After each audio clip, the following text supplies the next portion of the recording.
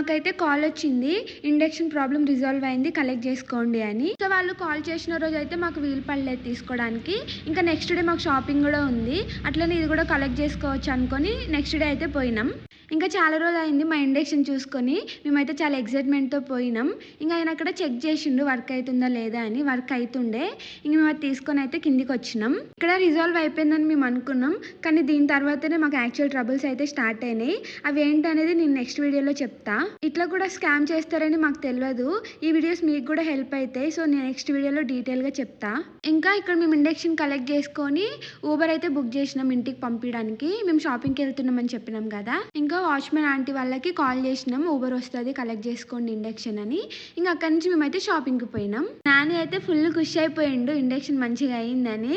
పాపం మా Uber uncle అయితే మేము వస్తాం అనుకున్నాడు, కానీ డబ్బా ఇచ్చే వరకు షాక్ అయ్యిండు. Okay, to subscribe.